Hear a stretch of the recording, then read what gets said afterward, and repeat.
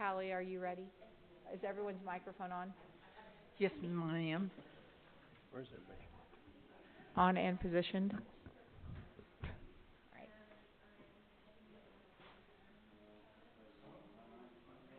Got so quiet, look at us.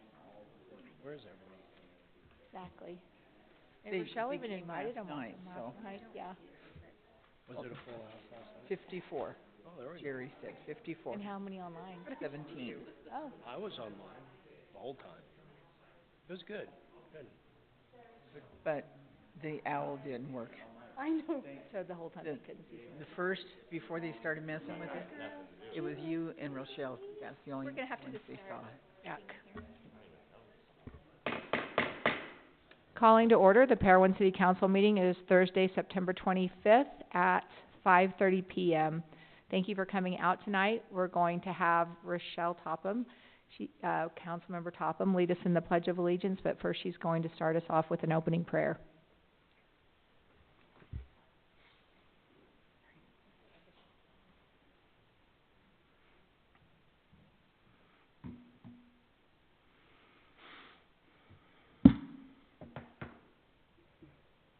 Our Father in heaven, we bow our heads before thee this day to give thanks for all the many blessings which you have bestowed upon us. Please bless that those that are traveling and that cannot be here with us tonight, that you may watch over them and protect them. Please bless those that are in our community that may be in need of extra blessings at this time, that they may feel thy love and feel the love of the community. We also pray for rain and for moisture as we go into the winter months, and we are so very grateful for all that you have given us, and I say these things in the name of Jesus Christ. Amen. Amen. Will you please stand? I pledge allegiance to the flag of the United States of America and to the republic for which it stands, one nation, under God, indivisible, with liberty and justice for all. I missed Jerry. Thank you. Thank you. Hi, Bob. All right, we're going to move now into declaration of conflicts or personal interests on the agenda items. Do we have any from the City Council? No, Mayor. No. All right, and next we're into public comments. This is your time to come to the microphone if you'd like to make a comment, and you have 3 minutes to do so. All right, seeing no motion toward public comment, we will move out of the introductory portion of the meeting into public hearings. We have 3 on our agenda this evening, and we will receive comments from the public on the following items. Number 5 is the proposed amendments to the KG Stock LC Development Agreement. Mayor, I move into public hearing for, to hear the proposed amendments to the KZ Stock LC Development Agreement. I'll second. All those in favor? Aye. Aye. Any opposed? All right, it's now time for the public hearing on number 5.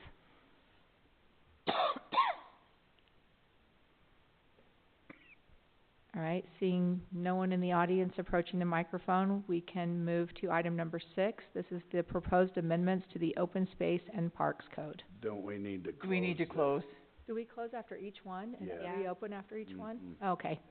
So I need a motion to close number 5, the proposed amendments to the KG Stock LC Development Agreement. I'll make a motion to close the public hearing about the KG Stock LC Development Agreement. I'll second it. All those in favor? Aye. Aye. Any opposed? All right. That portion is closed. And now a motion to open item number 6. I move to open item number 6, proposed amendments to Open Space Parks Code. I'll second the motion. All those in favor? Aye. Aye. Any opposed? Right? So that public hearing is now open.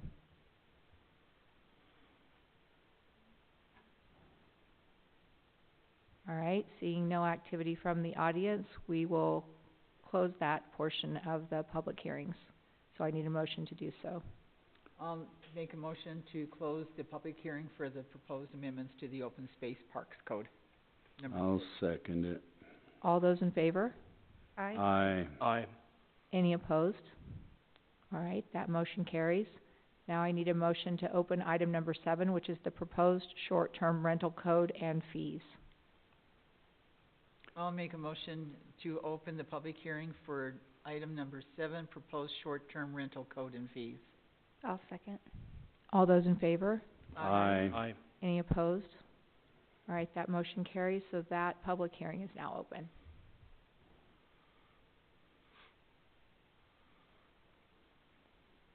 I keep hearing the door in the hall, so I'm wondering if someone's rushing in to make All right. So with that, time being here, we can now close the proposed short-term rental code and fees public hearing. A motion to do so.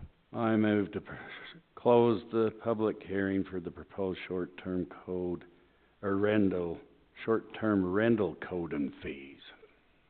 I'll second the motion. All those in favor? Aye. Aye. Any opposed? All right, that motion carries. And now I need a motion to close the public hearing session and move to the consent agenda. Mayor, I'll make a motion to close the public hearing section of the agenda and move into the consent agenda. I'll second the motion. All those in favor? Aye. Aye. Any opposed? All right, that motion carries. I don't know if that was necessary, but We it's got always better to overdo safe than than underdo. sorry. Yes. So now on the consent agenda, we have items number 8 and 9. These are administrative in nature and usually approved with one motion. Item number 8 is the approval of the City Council work meeting and regular meeting minutes from 9/11/2025. And number 9 is the approval of the warrant register for September 25th, 2025. Mayor, I'll make a motion to approve consent agenda items 8 and 9. I'll second it. All those in favor? Aye. Aye. Aye. Any opposed? All right, that motion carries. Now we'll move into the action agenda portion of our meeting. These are items that will require a vote or tabling. Item number 10 is the Chamber of Commerce request to set up Winter Wonderland. And I saw Carolee, I always don't know if I'm pronouncing your name right. Is it Carolee? Carly, there we go. I've heard it enough times. It just looks like Carrie Lee. That's okay, I still answer. Carly. Carly. Carly English, and I should know that, 'cause that name is a name I've heard. And I just wanna say this is kind of funny, but, Winter Wonderland's a huge thing. It's a huge thing, and I- I'm here just representing the chamber, Yeah. and I'm heading the Wonderland this year. Oh, very Oh, cool. yay. All right. So you're gonna be the mayor of Winter Wonderland? Yes. Okay. I like that title. The mayor. You have to wear a fake beard. I got I don't know if one. they told you that. I have one. I have a full Santa suit. I'll do great.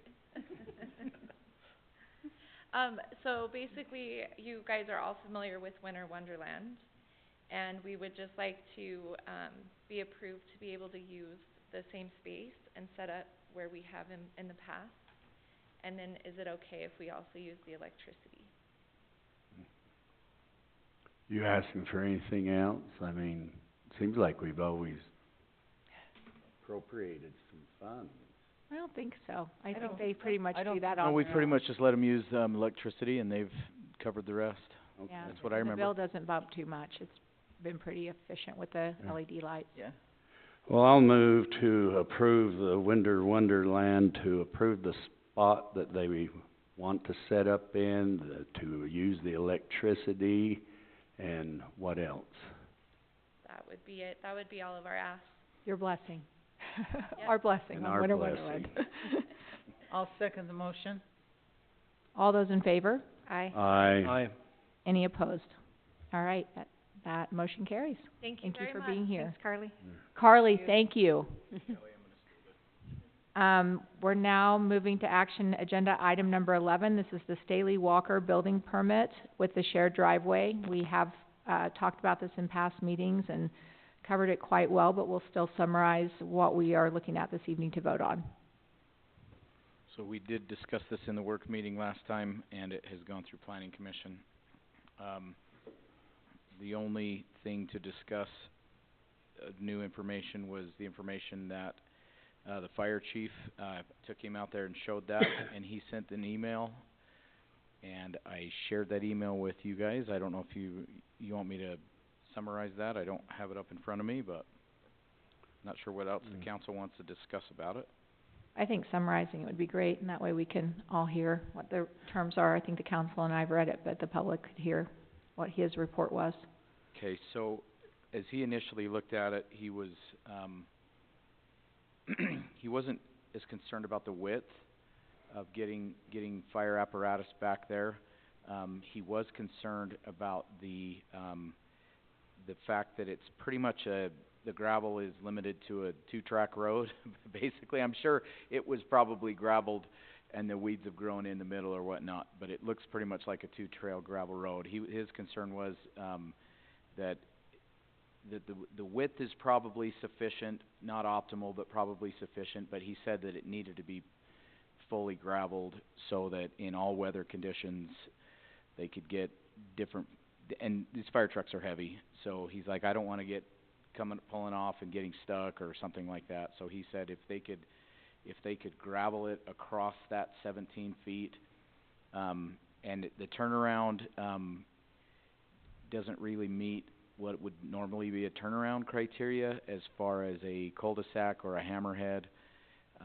He said for the 2 houses it's probably not that big of a deal, but he was concerned. He said, I can't get a fire truck in here and certainly not multiple trucks and turning around and things like that, especially with the pine trees that are there. He said, I suppose if they were to move the pine trees so that we could come in, turn around a fire apparatus, but basically he said he could begrudgingly go along with it if they put in gravel at the width of the road and took out the pine trees at least within this easement area right here. He said, I think we could approve that. He said, you're not going to let them subdivide with this being the access. And I said, there's no question about the subdivision. We're talking about one house, in addition to the house that's there in the barn. And he said, I think I could go along with that. So that was pretty much what he said in his email, if I remember right.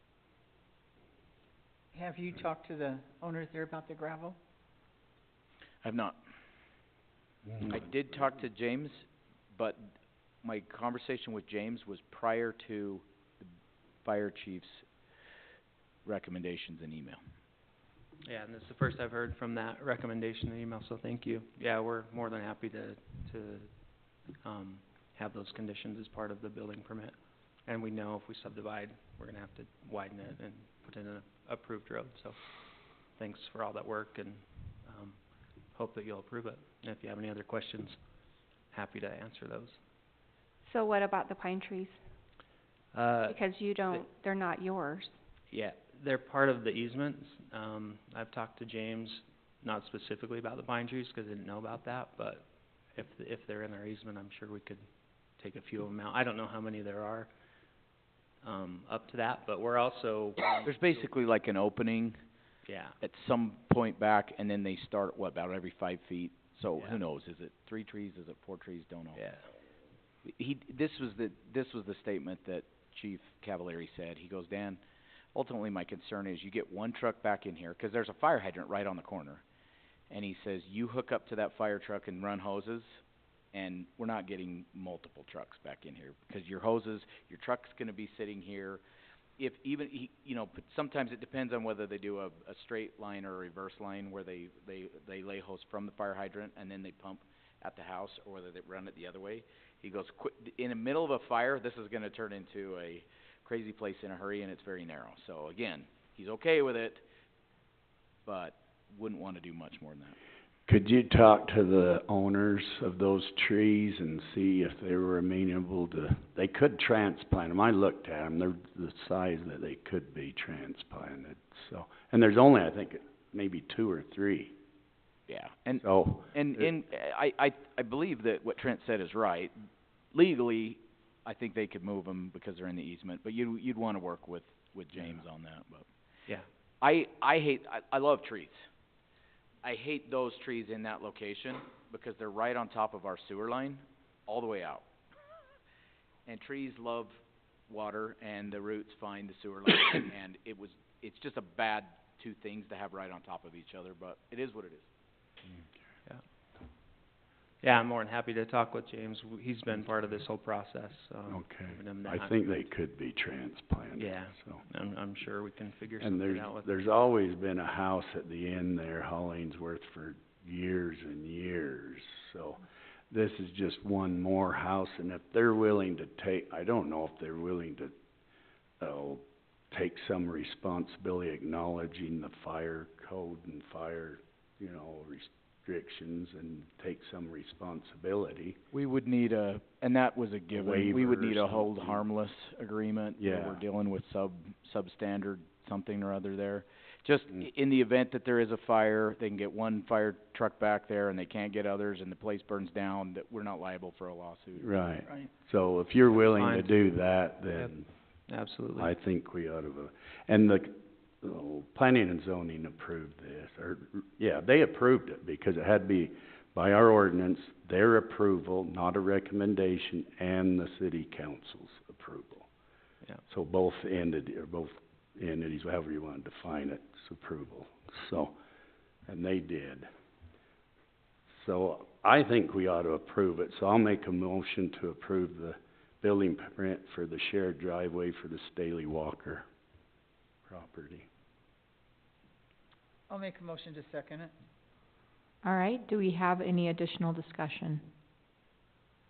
So I didn't talk with James, but I talked with his wife.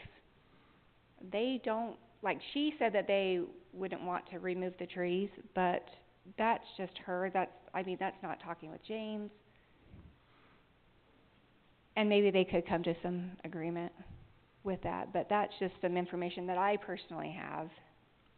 Well, that's why I said he I needs mean- to talk to them and have them work with them and see if they can transplant them or something. Yeah, I just don't feel like they should have to remove them if it's their property. But that's just me, you know what I mean? I don't know. But it is in the right of way, I guess, isn't it? Yeah. It's in the easement It's in that they the, gave us, yeah. That you just own the easement up to the barn, right? No, the easement is this shape right here. Yeah, all of that. So, and those trees start probably somewhere in here, and there's a couple of trees that are within this easement. Yeah. The reality of it is, for these guys to ever use their property with this easement, those trees, they pretty much leave a small space open. What would you say, 15 feet, 12 feet? Yeah, whatever it is, you can Between say the, whatever. between the corner Yeah. and the drive, those trees Yeah. can't really function for these guys to use their property. Certainly for any sort of, something up to our design standard for a hammerhead or a, cul-de-sac, the trees someday are probably gonna have to come out no matter what. Whether that's James developing his property, these guys developing, especially if there's a turnaround there, which is the anticipated probable design at some point, unless there's a T intersection, cause James has a fair amount of, acreage in there, he could probably put, 10 homes or something like that, quarter-acre lots, but. Just initially, I don't know if you can pull up the Google map, but more north, there's actually a gap. They could easily probably transport those 3 or 4 trees to the middle of, where it's at, 'cause right now. Oh, up in here? Yeah, there's a gap in the middle, that they could do, or even on the north side, there's a gap that they could push them up to that side. So you think you can work that way? And I'm sure it could work that, and if you wanna put that as a condition of the approval, Oh, it that's would- fine with it me. will be. That's the recommendation Yeah. from the fire chief, Yeah. so, And Chief was fine with the road. yeah. He wanted to make sure that that they could get in there in all weather conditions. I did look at those side areas, and it was gravelled at one time, you got weeds up through it. Yeah, So they can put a base on there, yeah. or they have a base to add to. All right. So if there's no additional discussion, we have a motion and a second on the table. All those in favor? Aye. Aye. Any opposed? Nay. All right, Okay, before we leave this topic, Thank you. good. Thank you, okay. Thank you. Can we, That motion carries. sorry, No worries. I just didn't want you to move to the next one and then, No, then no, over I here just too. needed Okay. to say the motion carried. It was a 4-1. Good, thank you, sorry. Could we, are you guys comfortable, we didn't have any code, we didn't have anything other than our hillside development. And in working through this whole thing, I researched what a lot of other cities had done and found some pretty good recommendations on a driveway, shared driveway, private drive, and then full road. And I would like to take that to planning commission and have them work through that to put something that, so we have something for the future. You guys, can we do that? Are you comfortable with that? Yep. Anywhere we can clean it up and make it more, functional, I really wanna do. We don't need to vote on that, do we? No. Mm. All right, now moving to item number 12, this is the sale of the property to Enbridge Gas. This is kind of a tiny little parcel of land that we've talked about a little bit. You wanna bring Yep. everyone else up to speed? I will absolutely do this.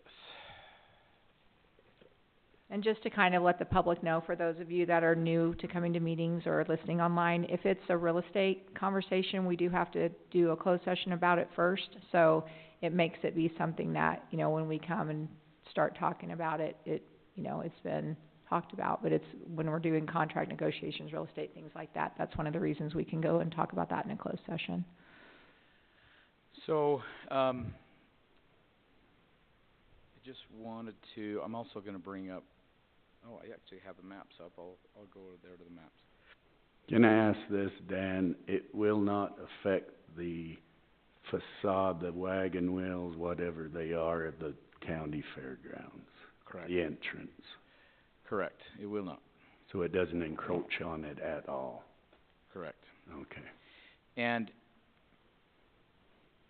we have the, this is actually not the sale of land, this is the sale of an easement. And that's an important distinction. Certainly when we get to our procurement code discussion at the end of the agenda, we'll talk about the difference between the two. For those in the public that have been following council meetings, I guess no, we haven't talked about it in a council meeting. Enbridge approached us with a different location. They need to add some switching equipment for their high pressure gas system to be able to better control their utility and switching with automatic stuff for safety. They first approached us about wanting to get some land up the canyon from us, so that they could put in this switching station. There were some concerns raised that we have traffic coming off the road, sometimes at high velocity, and is that the best place for it? Then looking around at different places where they could put this.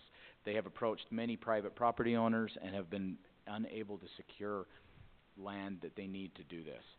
So, at our suggestion of having them look for a better option, they actually looked at the property that they have, which is down on 300 East and 100 North, right by the South Central CO or central office. There is a piece that is owned by Enbridge Gas, where they have equipment and fencing and all that stuff. They actually figured that their best option was to take that, so now you know where we are on the map, and actually just bump that out 15 feet to the south with the existing, I guess, length or depth of the property, just go 15 feet to the south. The reason why Councilman Burton brought that up is we wanted to look and make sure that that was not going to impede the county. On the parcel viewer, it doesn't show. I'll show you on. Well, or you do not want to impede, as you say, the future 100 North, if that ever comes to fruition. Well, Yep. It will. Yep, so basically that's the way it looks now on the site there. And the county, the city property goes, you can't really trust the map online, but this is the city property, which kind of goes down into here, and then county property here. But what they're wanting to do is essentially come out 15 feet more into the city property. Again, they're not looking to buy the land itself like we sold to South Central. They're just looking for a permanent easement. Oh, Effectively, it's the same thing, because once they put equipment there and have an easement in perpetuity, it may as well be purchased, but it will just still stay part of the city parcel. And is there a reason for that? why they ask for an easement instead Yeah. of buying the land? Right. No, but I don't know what their reason is, but it saves us a step or two. Okay. 'Cause with South Central, all we did was sell off the parcel, and in this Mhm. case, we would have to do a parcel boundary realignment, and either that or subdivide off a small parcel, and so they have two parcels together, or something like that. By them doing a permanent easement, it'll effectively do the same thing without. You'd have to get an appraisal too, wouldn't you? So are they coming clear out to this post? They're not. Oh, So, okay. it's really cool that you can see the survey marker, because it's not out there right now if you go look at it. I mean, the marker may be, but you can't see the last. Markers there. So the city's property goes to here. I went out and paced this off 15 feet from the end of there. It's still well within our property, but they're not going to have to Like take that out mess or with the anything? fence or anything like that. The fence actually goes past the county property. But it looks good because it's the full, It's not half Yeah. it's not half of a wagon wheel, right? And so we were fine when they put it in, but their 15 feet will come out, and it stops like a foot shy of this post here. And is this our utility right here? This Or is their power That's their pedestal. power, okay. Yeah. So they're proposing that we give them permanent easement. It's 900 square feet. Oh, there you go. They're wanting to pay us $5.25 a square foot for the easement. 900 square feet, that comes to $47.25. By the way, that is $5.25. Oh, it's right there. We sold the property to South Central after having received an appraisal at $4 a square foot. So at $4 a square foot or more, it would be comparable. It's kind of hard to get an appraisal for municipal property like this going to a utility company, but the thought was that was it was a good price, at least as good as the other. But they're just purchasing an easement. They're just purchasing an easement. I'm And looking it- for the Not the legal. property. Yeah, 'cause on your agenda, it I says know. sell a property. It says sale the property, and it is actually just an easement. Okay. Well, I'll make a motion to sell an easement to Enbridge Gas, I guess for the amount that was offered. Is that right? Yep. I'll second the motion. The only question I have, and it's just, basically just administrative, do we need to amend that item, or is it okay the way it is? Is it okay to move forward with that, or for? The agenda item? I think that, you guys make the judgment call. We don't have Scott here to give us legal advice. By the way, Scott, absence is excused. This is his big week where he's doing the Sheriff's Association, conference. Selling an easement, selling property, they're very closely related, obviously not exactly the same thing. One is, selling an easement is slightly less That's what I was just, than selling property. Yeah. would be okay. So, if we had said that we were gonna sell an easement and then ended up selling the parcel, maybe we, had Do you want in the motion that noted that we're selling an easement instead of, as the agenda item states, selling property? Do we need that in the motion? And I think that helps. I just wanna be sure we do that correctly. What do you think? Okay. So we have a motion and we have a second, and if there isn't any other discussion, all those in favor? Aye. Aye. Aye. This Any- whole time I've been trying Any to pull up opposed? the, Motion carries. Thank you. been doing that to you all night, Mayor, I apologize. Okay. The whole time I've been trying to pull up the legal description on the easement, and it was pulling it up on my other screen. So it just has the legal description, which, the picture is the better thing, so anyways. All right, moving to item 13, this is a discussion that we had about the Enoch City Building Inspector Agreement. We talked about it pretty extensively at the last council meeting regarding what that agreement would look like. I don't know if there's any additional discussion for this evening, or if the council's ready to vote on that.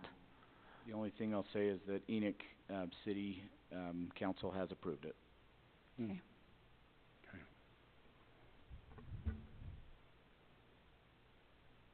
Well, I'll move to approve the Enoch City Building Inspector Agreement with Enoch City. I'll second it. All those in favor? Aye. Aye. Any opposed? All right, that motion carries. The next item is item 14, the Parowan Air Park LLC MOU. This is another item that we talked extensively about last meeting and had the people involved here in the meeting to talk to us and answer questions. Is there anything additional we need to know on this item, or that you'd like to update the public with?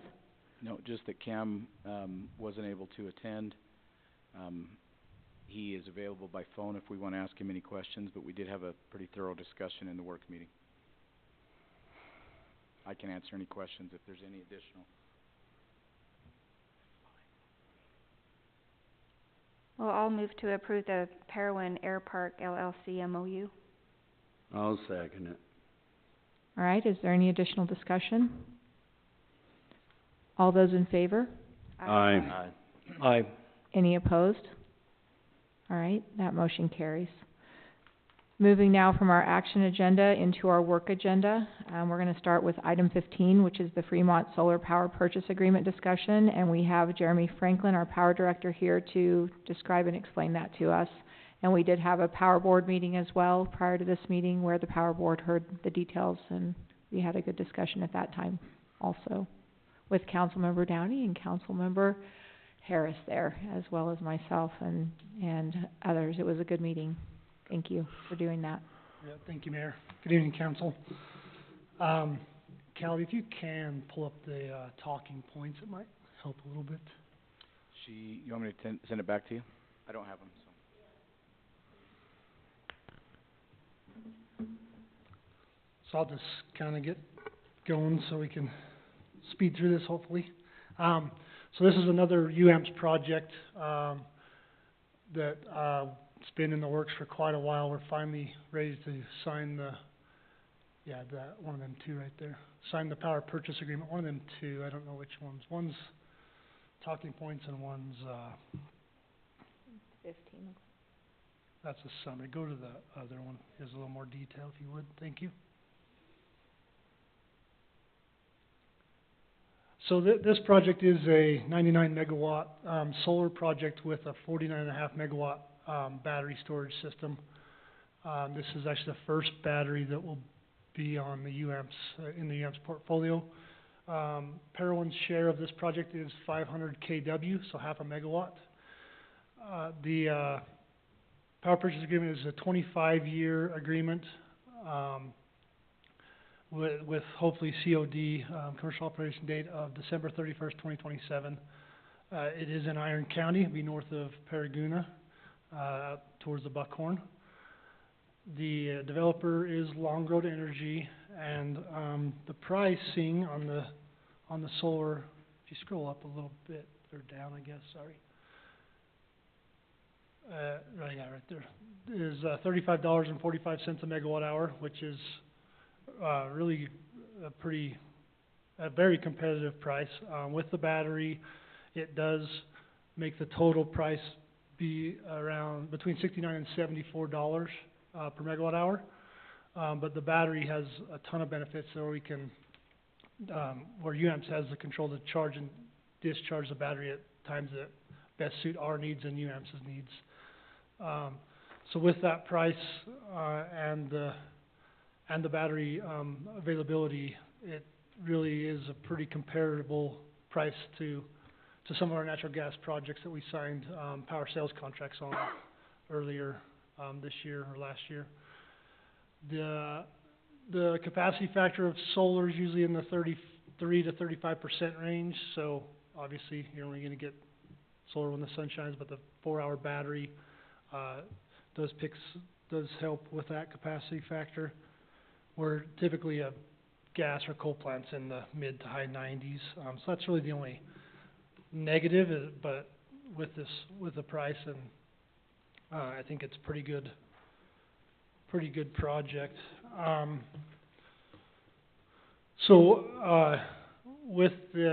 With this, we do have a resolution which we'll bring back in 2 weeks if we decide to approve this. Power Board did vote to move it on to council with a positive recommendation. And in the resolution, there is a step-up provision if another city backs out, we have the option to get more KW out of it. Power Board's recommendation was basically to double our current subscription from 500 to 1,000 kilowatt hours or 1 megawatt. I don't think anybody would back out of this project, but there could be. And we might not get the full 500, but we did recommend just going up to 500 if we had that option. Who's all involved in it, Jeremy? I don't know all, but I would say the majority of UAMPS members do have a piece of it. I know Lehigh's a big piece, Beaver, Paraguna, Monroe, Ephraim, Murray. Doesn't Paraguna get theirs through Rocky Mountain? No, they are a UAMPS member, Paraguna is. They're just like... Since when? They've been the UAMPS member as long as I can remember. Oh my gosh, I guess. Yeah, they are members of UAMPS. They get their generation just like we do.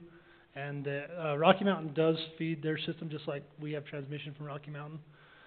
But they do their own maintenance and their own resources. Good to know. I think that's really all I had, is just a step-up provision on the resolution. Maybe there's a Power Board have anything else to add?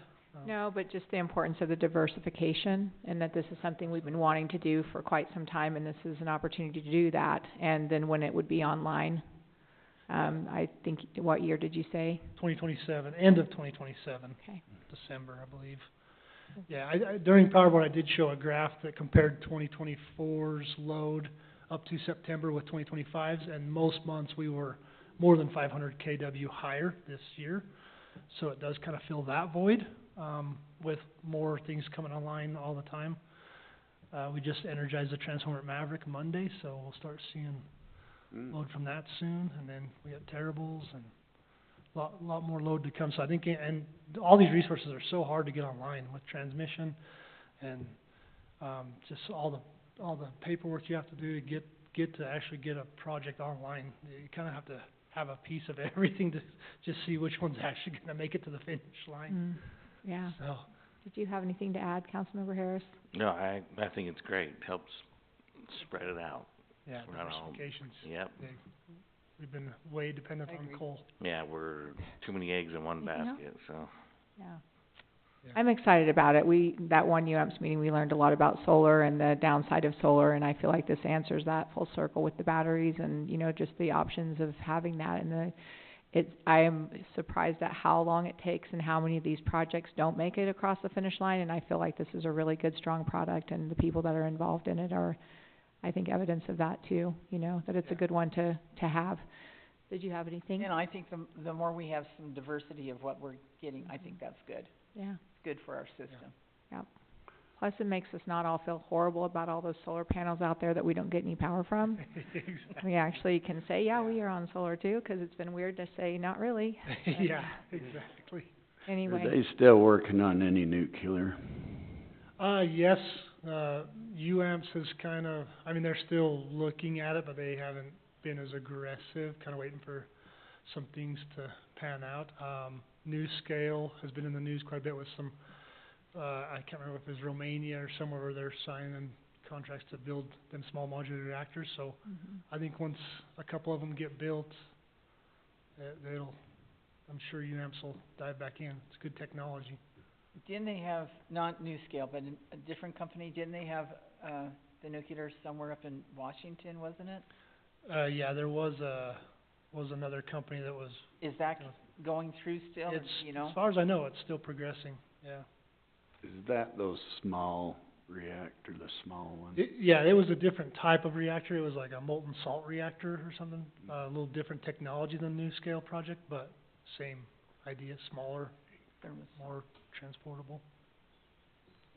So, All right, and we appreciate the council members going to the meetings and UAMP's, support in those meetings, 'cause I know Jeremy can't bring us along in these council meetings and little short meetings we have, but when our council goes to the trainings, it makes a difference. for sure. I know you appreciate it. Yes, for sure. And also just we went to the state power, I don't even know the formal name of the board, energy board, and the small modular reactors are kinda where they're still looking toward. So hopefully we'll end up in that direction. I know it's kind of been the promise for quite some time that that's where we're headed, but, you know, like you said, how long is it gonna take and who's gonna get it across the finish line? Exactly. So, Yeah. all right, anything else the council needs in this work session? Just Oh. thank you and your linemen for what they do for us. Thank you. Just Yeah. keep the lights on, Yeah, Jeremy. exactly. Oh, I don't know if you wanna mention it. Jeremy said that they're getting not ahead, but you're getting these bigger projects done and that you will be doing some tree trimming. Did you wanna mention that at all? Usually we do our tree trimming in the fall and the leaves fall off. That's Yeah. that's our project we always fall back to when we don't have anything, else pressing. Yeah. We still, trying to wrap up a few other things. Mhm. So yeah, probably, early December, we'll probably start tree trimming. All right. Yep. Good to We hear. might have snow, Jeremy. Yeah, we'll trim trees Hope in the so. snow. As long as the leaves are off, the snow isn't as big a concern. When it snows early and the leaves are on, it makes a mess. Yeah, So, all right. yep. Well, thank you. Thank you. Yeah, thank you for being here tonight.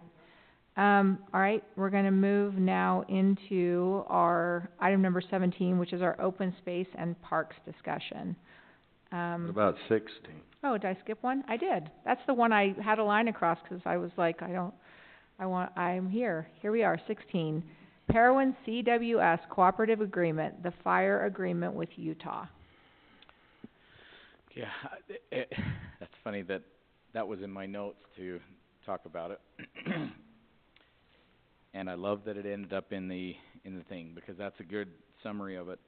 I can either talk about the 11-page thing, or I can talk about my summary. Summary. That's what I figured. This is a very, very important agreement, and we need to get it executed soon. So we have, with this state, our agreement is at an end, and we need to extend it. There's some additional things that have changed this year in the way that this is set up, as things change in the fire world. The other party of this agreement is the state of Utah, specifically the Utah Division of Forestry, Fire, and State Lands. And the way I explain this is just in a bookend to bookend is this is our fire insurance. One large wildfire could bankrupt the city. So the state recognizes that, and so rather than in the state of Utah, us being exposed to that and having insurance to cover a major wildfire event that could cost millions and millions and millions and millions of dollars, the state says ultimately they'll backstop it through an agreement like this. There's certain things that we have to do in order to participate. You hear us talk about the participation commitment. That's one of the aspects of this. So let me just tell you what the agreement is and a summary of what we agree to. It is a 5-year agreement, which is renewable in 5-year increments, and this year is a big change. Participation commitment is the amount of money, and there's a whole formula to decide what we have to pay in, and it's based on our actual costs, wildfires that have happened. Think of it as a 5-year rolling average, and they assess us a portion of fees, right? Also, if there is something that happens, well, I'll get into it, the initial attack and all that stuff. Under certain circumstances, we can be exposed to a lot higher costs, but they do charge us a fee. the really cool thing that I love that the state does is they say, here's the fee you're gonna have to pay. In our case, it's been around 10 to 15,000, but then they turn around and say, however, if you do certain qualifying mitigating actions or investment in equipment, those investments back into your own department and into your own training and so forth, in regards to wildfire, will act in lieu of the fee. So this is something that Chief Shears has worked through the years, and I did some work while we had an interim chief, and Chief Cavalieri has been read into that. We have to have a plan, an annual plan with a report. We file it online, and they check off the things that we've done and say whether they qualify or not. If they do qualify, we can reduce those dollar amounts. In the past, we've been able to reduce those dollar amounts to zero. However, they were also not as critical as they are at this time. When we were working on this fee last fall, they rejected some of the things. Davy Burton Jr. worked with me, and we did a bunch of work, and they rejected a bunch of stuff. So we had to go back and get some additional things to qualify. Just to give you kind of a comparison, the county pays like $300,000 to the state, their participation match. So as much the work as they can do, they can reduce that fee. And they write a check every year, and it's quite a bit of money. A small town like us, we're usually able to cover that in training and things. We must complete prevention, preparedness, mitigation activities via direct expenditures, in-kind activities, or direct payments. It's calculated using our wildfire risk assessments and historic fire cost averages. So that's the participation commitment, and we'll talk about that every year. There's an agreement we have to sign.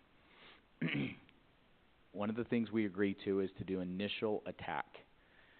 The initial attack is wildfire response, including costs for the initial attack. So when there's a lightning strike in the foothills that are within our area, we agree to go up there and provide initial attack until the state can get there and they can take over that fire. As I've talked with the chief and our guys, our goal is to put out things quickly while they're small. Our secondary goal is turn it over to the state as fast as possible before the costs start to climb, because we're responsible for the costs of initial attack. That includes, we don't want to ever, and we've had some issues internally around this recently. I don't know if that'll ever get to you or whatever, about when is appropriate to call in air assets, to call in anything from the interagency thing. Basically, if we call something in, we bring in big guns, while it's still our fire, we pay for it. So our guys are being trained, initial attack, get that turned over to the state as fast as possible. We have a great local county fire marshal, which is a state employee, Spencer Rollo, and he is immediately on these things, and our goal is to turn over jurisdiction as quick as possible. But that's part of our agreement, is that we will do that. Delegation of Fire Management Authority, FFSL assumes command and suppression costs after certain triggers. The fire spreads to state and federal land, expanded resources ordered, state forester decision. So there's two types of scenarios where we're going to get involved in this. One is a fire outside of our city boundaries as a wildfire, or a wildfire that's heading towards us that could potentially get onto city boundaries. And both of those can affect us, and we have to be involved. Extended attack, once is delegated, FFSL assumes fiscal responsibility for suppression costs beyond the initial attack. Standards. Participating entity, that's us, must ensure firefighters are trained and certified and equipment meets national and FFSL standards. So, and they help us. This is not a heavy hand. They know that we're small and we're doing the best we can. They help us. Ryan Riddle was in his former position. Ryan was really good to say, hey, I found a grant, we can get you a tender, we can do different things like that. Spencer's been good to work with. But they do expect us to be up to a certain standard in wildfire. By the way, most of the things that we do for urban stuff, none of that qualifies. This is all about wildfire. Cost recovery. The entity with FFSL assistance must pursue civil recovery of fire costs caused by negligent and intentional acts. This is important. Let's say Keith starts a fire, 'cause he is, yeah, I know, Keith, I'm picking on you. No, let's say it's Jeremy. Let's say Jeremy starts a fire because he is goofing around down by Meeks Pond, and we found that it was Jeremy that did it. We are required per this agreement to pursue them for civil recovery of costs. We are not allowed to say, but we really like Jeremy and he didn't really know what he was doing. We're required by contract to pursue them, which means between Alan and Chief, they go after him and they write him a ticket, and we're trying to make the state whole from a financial perspective. Not a lot of people realize that's in this agreement. Probation, revocation, that's if we don't do our reports on time, things like that. It goes into a period of time with a year, and if we don't, and then we're required to cover certain costs, but if we get it done within a year, then they'll cover us. I don't know, that's not too important, but there is a period of time when they will officially revoke all relationship with us, which is bad. We also we must adopt and update the community wildfire preparedness plan every 5 years. So Alan is aware of this. They actually had a training that I listened to and I forwarded to Alan and he watched.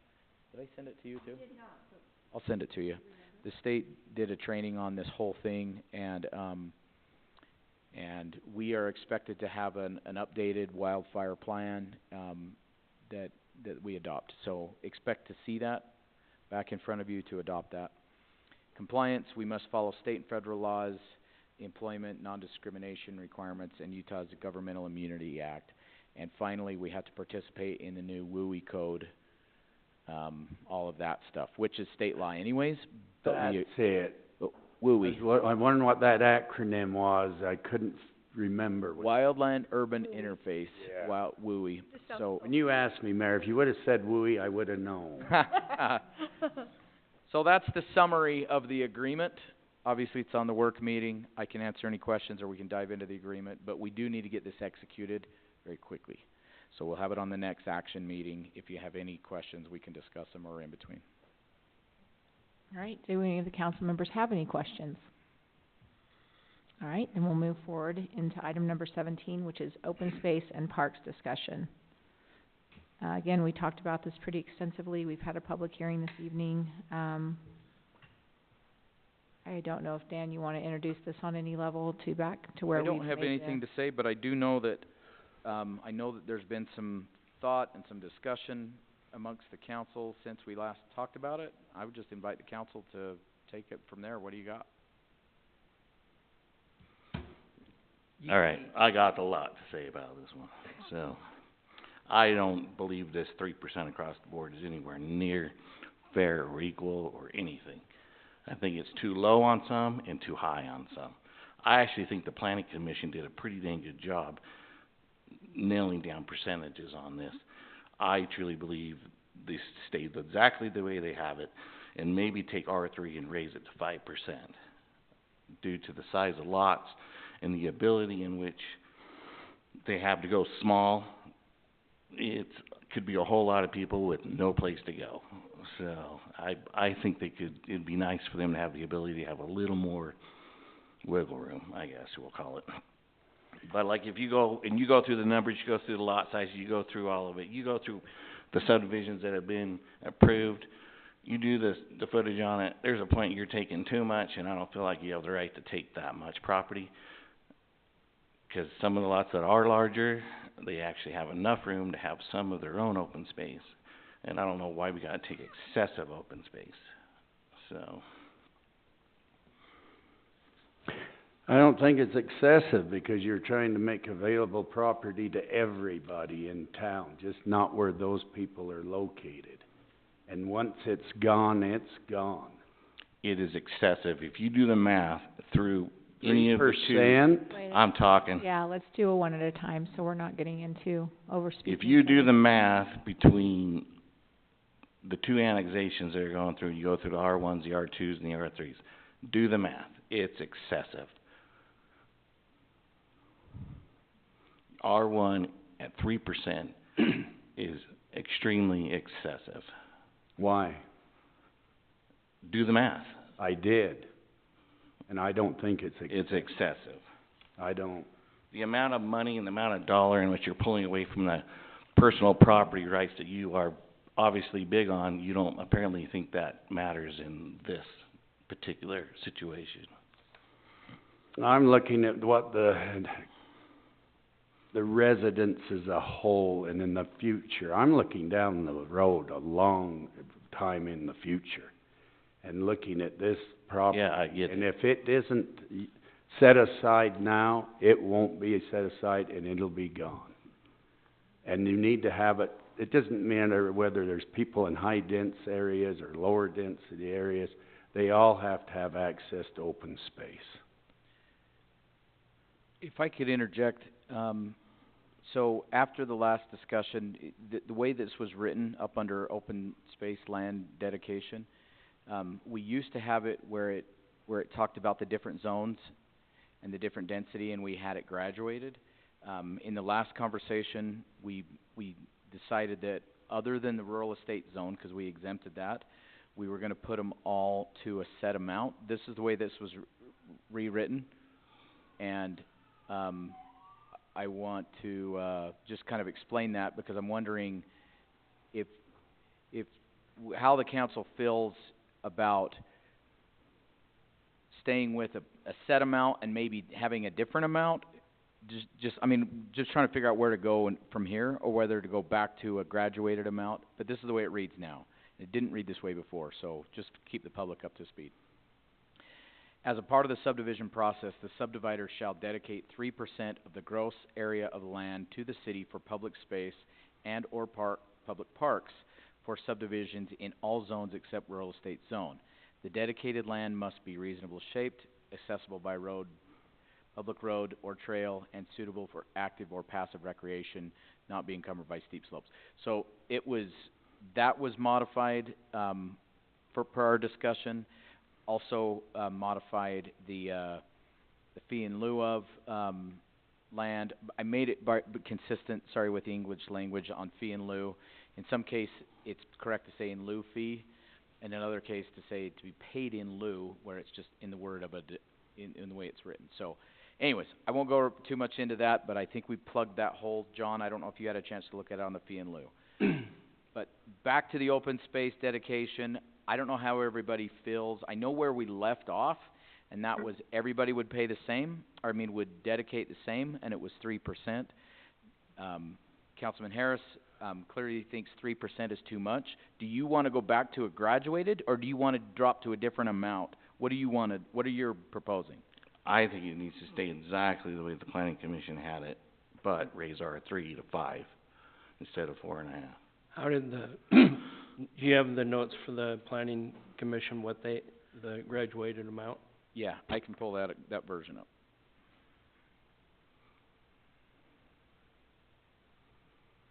So I also feel, with R3, they need more open More space. space. But didn't we take away the in lieu of? No, we modified it. So it used to say applicability by zone. Rural estates was none. R1, R1A, A1 was 1.5. R2 was 3. And R3 PUDs and master plan developments was 4.5. And this is what the planning... This is the way it came to us from Planning Commission. Okay. I like that. I do agree with Dave, Councilman Harris, on the 5%. It just seems like higher density, they just need more space. There's been examples of where's the kids going to play, and they say in the street. That was their answer. So that's unacceptable. That's where I played, I know. in the street, Me too. in the day, in the day. They used to roll me down in trash cans too, so we don't do that anymore.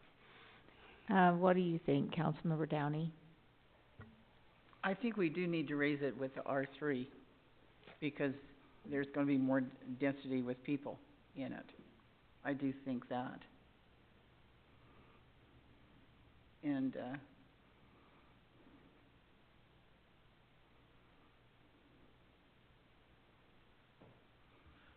So I'd say let's figure out, 'cause I think there's obviously a division, how we wanna go about whether we do a graduated approach or whether we do a flat amount. And once we figure out that, then let's decide what the percentages should be on the graduated or the flat amount. And then we can talk about. Did we hear from Councilmember Topham? We didn't hear from you other than you played in the street. What are your feelings on this? You know, I can see both I see both sides of the argument as far as 3% for A1, R1, R2 is probably too much, but then I also see Councilmember Burton's point of view as well, as if, I don't know, it's just hard because like those are bigger lots. They will have yards. Do we need, and this is just me thinking out loud, do we need additional open space for public to gather if they have larger lots with larger yards where kids could be playing in there? I do agree though that the R3 does need to be more than 3% because it's high density. They're going to have really teeny tiny backyards, if any backyard at all. And there probably does, I'm just thinking of like the newer subdivision that we just, property that we annexed out on the other end of town. Like, the likelihood of them being able or wanting to drive into town to play at like Lions Park or the Library Park, they can drive in here and do that, but wouldn't it be nice if we had something out there for the community out there to recreate at, like a park? So I think higher density, we should have a higher number. And I'm on the fence about the others. One of the thoughts I had, and I don't know if it addresses it, I know we've talked about it a little bit, and it seems very welcomed and supported by the community, as well as maybe a model for, trail system being a consideration, and maybe even guidance toward that in our document, because I do think a lot of the time developers are saying, what do you want, what do you need? And, our community really likes the idea of trails. They don't take water, they're lower maintenance in cases of, looking at the difference between a park. But I think guidance in that, I don't know if there's a way to do that, backing these acreage requirements into trail system or whatever, but I don't know how the council, that's just been my thought the last couple of weeks, because I was trying to figure out why I was so adamant at, like, what could you do instead of, and I feel like trails are something that we really, as a community, would like to see, happen for everyone. You see trails everywhere and people love them and use them. It's something that's appreciated and enjoyed by everybody, and so, again, I don't know how to put that guidance in here, that it makes it be an easy option for a person looking at our structure to recognize that that would be an option that they could make happen without a fight. Because I think that's hard too. I think a lot of the time they're like, okay, how could we do that? And if we make it easy and guide that direction, I think it helps them make the decision as well as how they want to approach this. I asked Dan today, and you guys all already probably knew the answer, but I said, so let's say someone gives us a big parcel of land, who develops it? And he says it gets developed with the impact fees. And so are the impact fees enough to cover water, whatever we install there for recreation, be it playground equipment or pickleball courts or whatever it is? I mean, you're not going to just have a parcel of grass that's not watered or no grass at all. So that's where the money would come from for that. But then on top of that, it's the maintenance year over year over year. So, I mean, a park is one of our more expensive amenities, but nobody thinks about how much money we're losing at the park, if you want to think about it that way. We talk about money we're losing at the airport, money we're losing at, the pool, and we don't talk about money we're losing at our parks. It's a weird thing to say anyway, but it is a consideration, is what the cost of a large green space is. And so I think that's something that we might want to talk about. So how would you go about that? Would you say if you improve said open space, then you dedicate less? No. Give them some sort of credit for that? I'm just trying to figure out. There's a couple different ways, so there's a park called Draper Park, and everyone from the whole area goes to it because it's got such an outstanding playground. I mean, it's just, families go there for date nights. So Draper Park cost way more to put in than what impact fees would be. But what if someone wanted to put in a really nice park, but it wasn't the same amount of open space or land space, but their investment was in making it a park that everyone from the community could come and enjoy? So that was one thought, and then the other thought is backing into how you could do a translation, because we're talking acres. How do those translate into feet of trail system? Well, acres. You just do it the same way? Yep. Okay. But obviously, a trail is an improved thing rather than, I mean, open space is something that's undeveloped. We have to be careful of getting into double dipping. We do require an impact fee. The purpose of the impact fee is to build out our parks impact fee, is to build out parks related to, with a nexus to growth, right? We have more people, they need more space. So we can enhance parks by making them better so that they can have more people, or we could potentially even buy land, develop new parks. You could take open space and use impact fee to develop it, right? So we just have to be careful of demanding the same thing twice. That's where we're going to get into problem. This requirement says we need you to reserve open space with the idea that the city will do something with it. So if you do a trail, do we want to give them some sort of a modifier that says if you're willing to improve it, then we will give you a credit for less open space required, and that could apply to a trail system.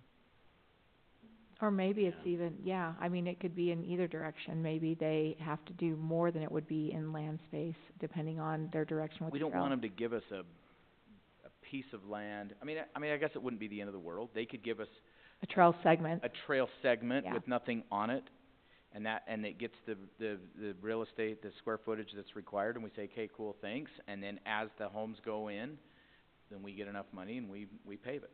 And we know that it's designed as a trail system. I mean, either could work. All the trail systems around that we've gone to meetings about and learned about, they're like you just do segment by segment by segment. Like if you try to do it all at once, it's so costly. And so I just don't know how we get to our ultimate plan of having a good trail network in Parowan. And so I'm just trying to figure out if this is an opportunity that we want to at least open the door as an option. But like you said, if it's as simple as it's the equivalent of the acreage, then I don't have to think about that anymore. If it's something like that. But just, if you do that $1,500 or whatever impact fee for parks per lot, even to develop a park, I mean, I looked at Lions Park probably 6-8 years ago, putting in some really good playground equipment, and it was $350,000, and that was that long ago. My guess is that's doubled like everything else. And so we're not talking about putting in playground equipment for, you get where I'm going with this. So it's like, well, or we could have this really nice facility. Because again, I drive, like we all do, I see a lot of you driving around. We drive around, look at stuff, and we try to figure out like what our city needs and what we could do better. And we have a lot of open grass, and we love it, and it's beautiful, and it's wonderful. But I also think where we're short is we're a little short on like community centers. Like when I say that, I mean gathering places people gather and go to. And so I think about what draws people. When I go by trail systems, there are people, all demographics on those trail systems. You just see them out there doing their thing. And it's pretty cool, and I like it, and I think it's good, and it's missing. I also think we don't have great, gathering spaces like pavilions and nicer parks. I mean, we've got playground equipment in 2 different locations. We all are very familiar with our playground equipment. If we've had a family here, it's like, it's okay, but we see a lot better playground equipment places, and it's like trying to figure out how we could have maybe nicer stuff that people would go out to and hang out and spend time with. And, in our demographic, it's where grandparents would take their grandkids when they come to visit. Where would we go with the family, or where would we go and walk with our friends, at all ages. And so I do think that those things are kind of missing in our conversations about how we could maximize some of these community spaces. And I just want to be sure we use this opportunity, if there is one, to maybe open that. And I think that's why I was saying, well, what if it was something that they had to come to planning commission, get approval, then came to city council, but maybe it was a little something that they wanted to offer the city that was just as good as a standard open green space, but maybe it was a little bit more on a smaller footprint, but it was a lot better of an amenity. So that's it. I've said my piece. I've obviously put a lot of thought into it because I look around a lot and I think, why aren't our parks nicer? And that's no knock to our parks team, because they do an awesome job. It's just our parks equipment, it leaves a lot to be desired. Mayor, may I make a comment now? Yes. I think it needs to be clarified when it's said open space. I agree. There's many definitions of open space, but you have to designate those. And when you have bigger lots and you're saying people don't need open space, that's not public space, that's private space. And so you need to make sure that you allow that there's enough open space for the increased number of people as a whole throughout the community, because they can utilize whatever open space is available wherever it is. And it can be in different forms. It isn't just green space, but it can be trails, it could be some monuments, as you've discussed, of some sort, some, you know, some artistic whatever, you know, something that somebody might want to visit or whatever. Just some place that allows a person to go and enjoy some serenity and, you know, themselves, so to speak, and have some place that's a little bit not congested. And I get it where there's more, you know, dense population and maybe they need, but I still think that we need to provide it as a whole in general, as for the public and as a whole, because they have access to all the parks that we have now. The one out by my house, everybody comes out there from everywhere to utilize those soccer fields, baseball fields, pickleball courts, the bike pump park. I mean, it's all available to everybody, and that's the way it should be. But we have to provide those spaces. Yeah. Because if you don't, they're gone. And you have to do it with planning, and yes, there's different things. It isn't all just green parks and lawns or whatever. There's a lot of different forms of open space. Yeah, I think we all agree. Mm-hmm. Well, and to that end, I want to point out, one of the things I did as I was cleaning this up, because it had gotten fairly messy as we were messing with it, I looked at the definitions, and there's 7 definitions of open space in here, and they're all needed based on the different use. Open space in general means land within or adjacent to a development that is preserved or improved for public or common use and is not occupied by streets, structured parking areas, or private yards. Open space includes natural areas, parks, trails, landscape buffers, recreation amenities as further defined.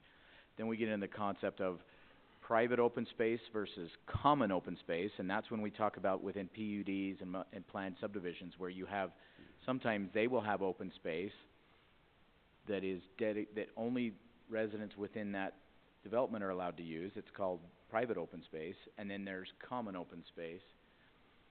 Then there's the open space that we talk about where the public gets to all use it. Public open space means exactly what you think. Everybody gets to go use it. And then there's improved open space and natural open space. They're all in here. And natural open space is exactly what it sounds like, and improved open space is exactly what it sounds like. And the document is now consistent in the use of those definitions and where they go. So obviously, and I've said this a few times, there's always a lot of different definitions of fair. And I guess we have to decide, when it comes to dedicating land, is it fair to have everybody dedicate the same percentage? Or is it fair to have certain densities have to dedicate different? And that's a fundamental thing, and I think that our two Daves build on different sides of that. We got to decide. Do we want to decide which version of fair do we feel is more fair? And I'm not in favor of in lieu of. At all? At any size? Any size. Well, if there's an acre. What if it's impractical? Yeah. I just don't think. I think they should do it, not pay for it. 'Cause your figures are they're very minimal. Very minimal. But if you had I mean, if you scroll down if you have a minor lot subdivision with 3 acres, 3 lots, that's like 3/4 of an acre, they're gonna have to give 0.3 times 0.75 acres to the city. We're gonna get a sliver of land that's almost unusable. That's the only reason for the in lieu of, was when it gets too small, it becomes impractical. okay, so that's when it comes into effect, but what happens to someone that has 10 acres?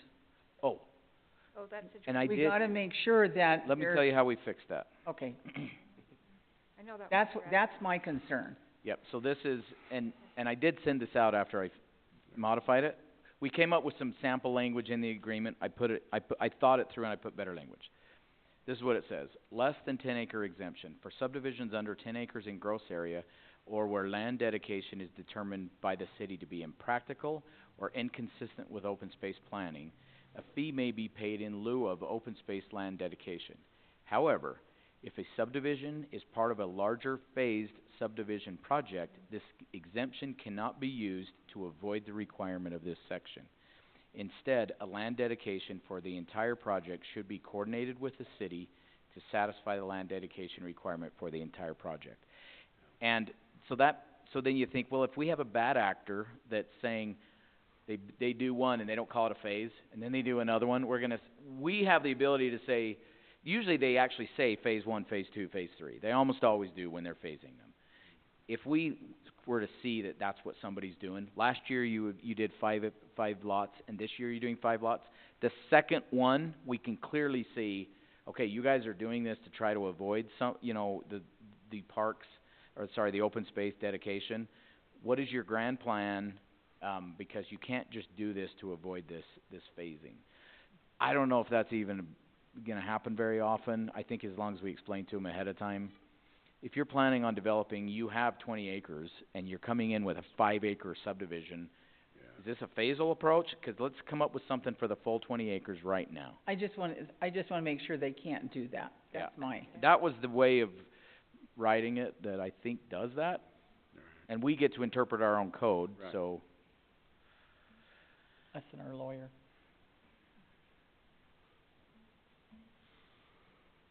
So it feels like like you said, the council's a bit divided, but it feels like it's heavier on the sliding scale. I don't know if I'm reading each of you correctly, but it seems like the sliding scale is a little more, received by the majority, but I don't know if that's the direction we wanna give our city manager in continuing to, work on this document. We're so concerned about affordable housing. The more unnecessary land you take from the subdivisions too, the higher the cost of lots are going to be to make up for it. So you decide, we're trying to make it a little more affordable, not take land we don't need, or just maximize and take unnecessary land. I get your whole, once we lose it, but we're not losing it. So, you've got larger lots, they have it. So, I don't know, 6,000 square foot lots, R3, they have no property. R2, 7,500 square foot possibilities of lots, not much more. 1/4 acre, there's room for swing sets, jump trampolines. They can have some open space on their own lot. They don't need as much park to go to. We have parks. I don't know. But they're not public. And that doesn't mean people can go and use an individual. Nobody's gonna go into somebody else's subdivision to their public open space. I just don't see that going down. So I just don't see that happening. If we had it in my subdivision, I don't see all these other people going into my subdivision to use our park. I just don't see that.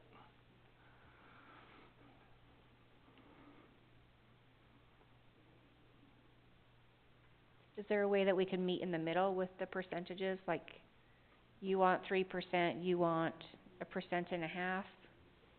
We already made Like- a compromise. It came at the medium last time. No, I didn't make no compromise. So 3% is no compromise. Well, we had 4.5 and one, what was it? We took the average, pretty much took the median of the two, You took the R2. which was the median. Well, I think the more we think about it before we adopt it's good. Yeah, and I think that, you know, obviously we have these things in process and we need to be able to get this completed, so I wanna take our time on it, but I also wanna be sure that if we're redrafting in a direction that, you know, we're going to get somewhere. So, I mean, if we wanna move back to the sliding scale, we can move back to that, or if we wanna, you know, forge forward and see how it votes out. Well, 3 is a compromise between 4.5 and 1.5. That is a median. That's a median. They're totally different size everything. That's not a compromise, you know.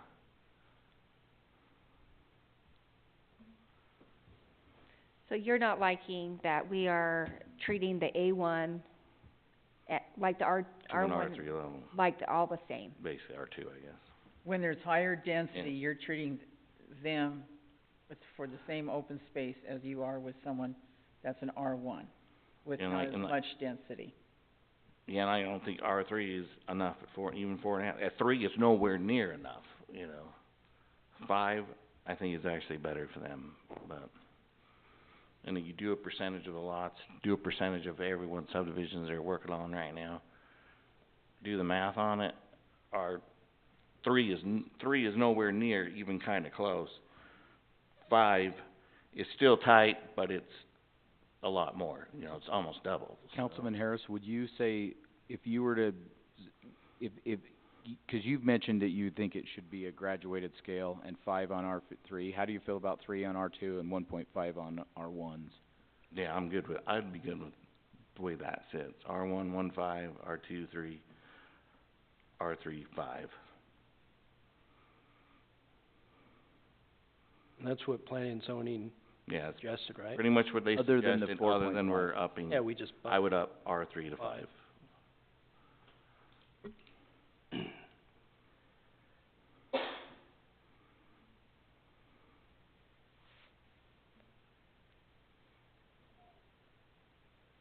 And then Councilmember, I don't know why you know, my brain does this sometimes, it's funny. I just wanna call you by your first name, Downey. Are you good with now the in lieu of, now that we've stepped through that, or do we need to keep looking at the in lieu of? 'Cause I know that from the community, we've heard a little bit about that too. So I wanna be sure that we root that out and make sure we're all on the same page The or way close it enough was to make a vote. explained to me, I can eat it, yes. Okay. Does anyone else have a comment about the in lieu of, about that section? No, I think it's good. Okay, so more it's down to if we adjust that back to the planning commission's recommendation and then bump up the 4.5 to the 5, I mean, that's something that can be reworked and brought back to the council for the next meeting. So I guess the question is, I think we're pretty much there other than this idea, and it's a work meeting, so we can't vote on it. We do need to move forward. I could bring back 2 versions of the ordinance, one that has a flat rate, one that has a graduated rate, and other than that, they're identical in all respects, and we can vote on it next time. That way we're not 2 more meetings out, we're just next meeting. Correct. Does everybody feel good about that? Seeing with all me. heads nodding except for down there. Is that a good plan, Councilmember Burton, to bring back 2 versions and we just work from there? Councilman Harris, will you sit down with me and go over this? Oh, absolutely. Okay. All right. So let me ask, and this is just a procedural question. Do we have to put it back on the work meeting when you bring 2 back, or can we make No, a we'll decision bring it the on, action? what we'll do is we'll bring it on the action meeting for an ordinance, and we'll have 2 versions of the ordinance. Okay, I didn't know if we could do that for, I think we're I there. think we've done it Okay. before and it worked really well to do Yeah. that. And if it was a lot of stuff that dramatically changed it, I'd say This let's is just- figure it out. this is just numbers, yeah. Yep. That was my only question. All right. Thank you. I appreciate that discussion and your civility in walking through these items, because we have heard some feedback from the public on this, and I know we're all really wanting to get this one right. And I know it's a big one for Planning Commission as well.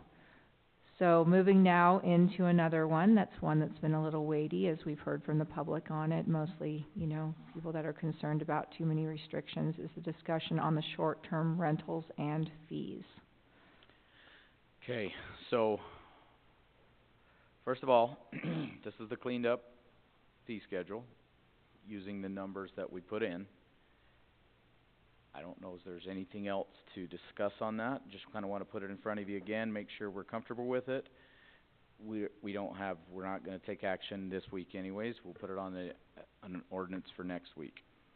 Where we left off, we got rid of a bunch of the extra stuff, and we left a short-term license at $50, which mimics our business license. Renewal at $50, which mimics our business license. The first one includes the review and initial fire safety inspection. We then had a re-inspection if they didn't have something that met not the code, but the checklist, then they have to go back out, and it kind of is code, but you know what I mean. Then it's another $30 per visit, and a late fee is $50 of the renewal fee, which mimics our business licenses. So do you wanna take off the question mark? Oh, yeah, let's get rid of that question mark. Good catch. By the way, we will bring back, the amendment to the fee schedule will be separate than the adoption of the code, because we adopt one by resolution and the code will be adopted by ordinance. We need to update our fee schedule anyways, because with us taking our building inspections in-house, Keith and I were looking through the code to make sure that we were good to go. What we noticed is our fee schedule does not have the building permit fees in it, so we need to add those, and we'll add the fees at the same time, and we'll have those in the next work meeting. So we'll wait and see that the ordinance passes, and in the action meeting, and then the work meeting of our next agenda, we'll talk about fee schedule. We'll have this in here as a proposed changes, and we'll also have a presentation on building inspection fees and what the state norm is and how that'll all work. So, everybody good if we move on from that? Yes. Then we have the code. I'm curious, I received a whole bunch of phone calls, and I invited people to come to the public hearing, and at least one or two of them said they planned on reaching out to the city council. We had a lot of input from the realtors board, specifically the government relations person on the realtors board, and then another one or two, I can't remember. Most of the consternation was in relation to the 10% cap. Of course, I explained the justification and where it came from and what we were thinking, and they said, yeah, but you don't actually designate, you don't even detail in the code what happens when you hit the 10% cap. And I said, yes, that's right. The code says that we will address it by resolution when we get there and provide additional clarification. And they didn't love that, but more than anything, they just didn't like the cap. And I mentioned of all of the different ways of restricting the saturation of short-term rentals that were considered, the 10% cap was the only one that was left, and that's the one they don't like. And I said, so what do you think, we should get rid of that? And Marietti, who I was talking to, who's the government relations contact person, she said, yeah, get rid of it. Let the market forces do what the market forces do. And I says, well, I know that there wasn't a certain level of comfort with that. And she said, well, that's what Cedar City did, that's what the county did, why are you any different? And I said, well, we're kind of concerned about Bryan Head and the resort and the proximity to the resort, and we're really concerned about it going too far, and now we're trying to claw it back. And that's really unfair to property owners when you're trying to take something away from them. So the idea was that we had a cap, and if we hit the cap, we can reassess. And maybe we get to the cap and we're like, yeah, maybe we should bump it to 15%. I also explained that with the sentence that we added that says if they are an owner-operator, what did we call them? If they're on site, we came up with a name for it. Oh, it was under the cap. It says owner-occupied properties will not be counted toward the 10% cap. And I explained that we don't know how many additional short-term rentals that will allow, but it's not negligible because there's a lot of people that rent out a casita or a mother-in-law apartment within the house, an IADU, something like that. And I said, so that's a huge concession that we already took. And they says, well, we just don't like it. So I don't know if they reached out. I don't know if you care to, they didn't represent themselves tonight in the meeting, but that was feedback that I received. Well, I didn't get any calls. I didn't get any calls either. But didn't, Panguitch cap? I don't know. Okay, I better not quote that because I don't know for sure. But there was a town around us that did have to cap short-term rentals because they were they had no property. Springville, Panguitch is bad, Dave? I'd have to look it up before I quote that. Letting the market determine what happens to me is like failing to plan. Yeah, because I know people that have come to me have said, we're looking at Parowan to do this, and what are your rules? So we're either creating an environment where the market goes, oh, then let's do Parowan. Whereas the way this is written and the way, because I had similar conversations independent of Dan, but it sounds like we were saying the same things. It's like, yeah, this is where we're setting it, and we're purposely setting it here. We've heard what other people have experienced in this segment of, land use, and it seems like something that once it's out of your control, and using his term to claw it back is almost impossible. So, and I feel like the owner occupancy piece is important because, yeah, if you're living there on property, there's so much more control of that property, and also it's not like a developer coming in and buying 20 or 30 lots and making them all short-term rentals, and that, believe it or not, is something that has become a pretty popular and common model in a lot of areas. And so, I mean, I feel really good at where we're at, and again, I said we haven't even had an ordinance, so like us even getting an ordinance on the books is a big step for us, and then we're going to see how it lives.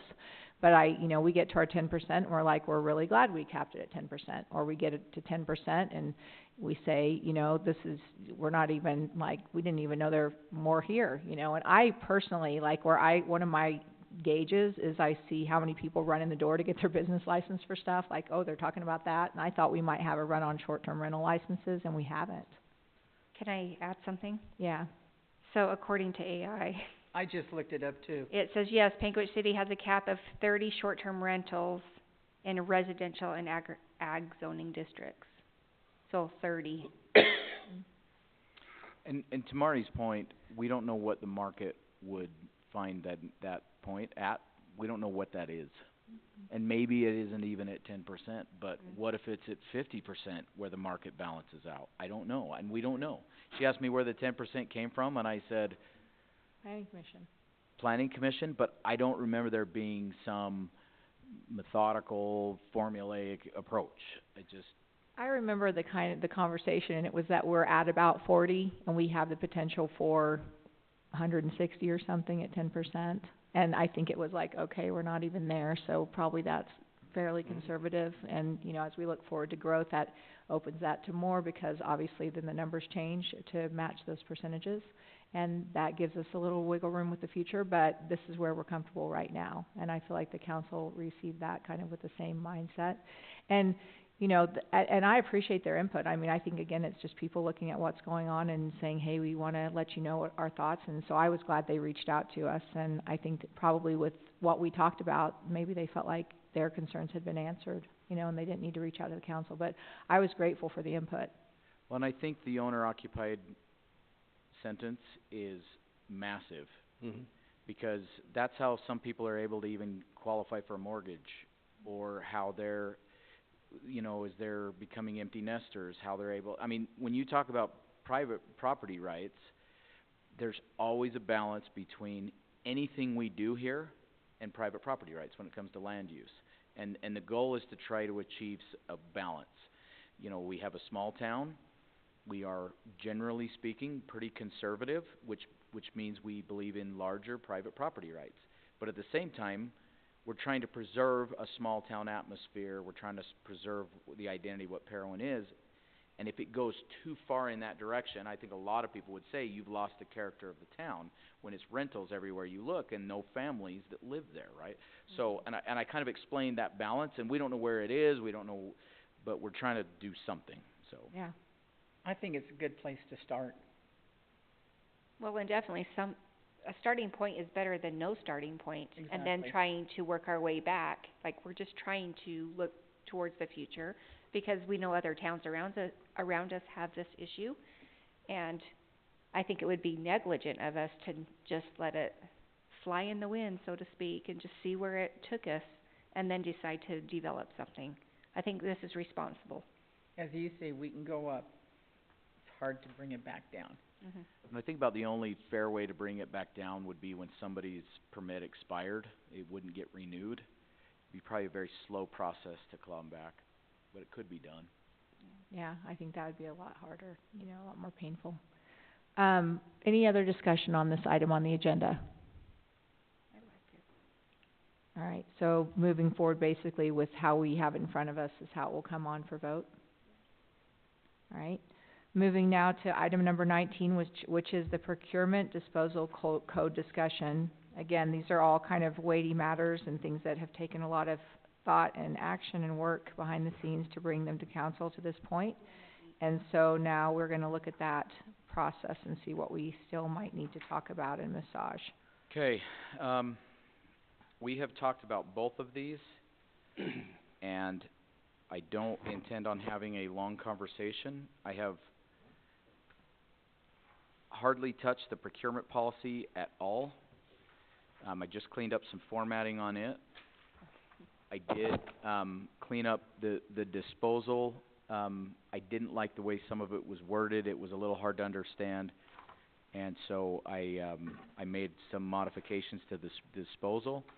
I would like to go through those really quickly, and then if you guys are comfortable with them, talk about bringing them back in ordinance format, and basically have it just repeal the existing code and replace it with this stuff. No one of each. I think I remember when we discussed disposal, it was at the end of a very long meeting, and I remember looking at the council, who was kind of bleary-eyed, and there was no discussion, and I wonder if you guys wrapped your heads around it. It's super short, so I just wanted to go through disposal one more time.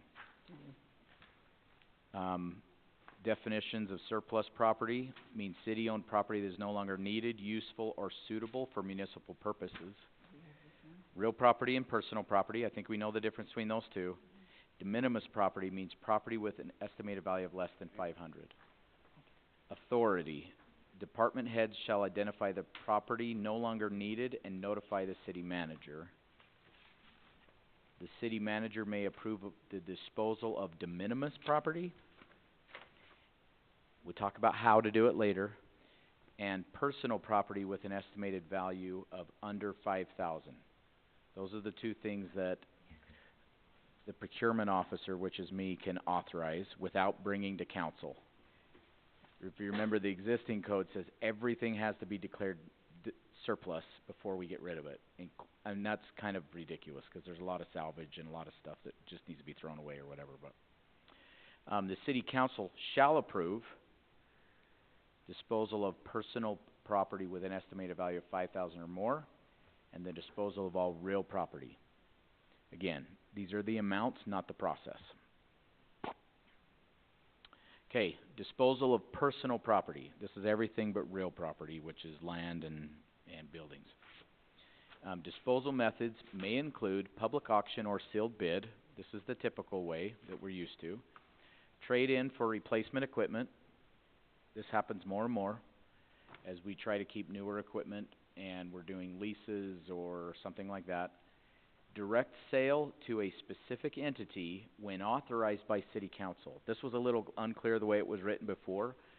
So if we're going to sell a truck to Bob, the only way we're gonna do that other than an auction is to bring it to city council. That's gonna be very rare. That's only if there's a good reason to, and it's gonna come to city council, that way it sees the light of day. And I'm not over here doing side deals to get rid of city equipment, right? Donation to a nonprofit or governmental entities.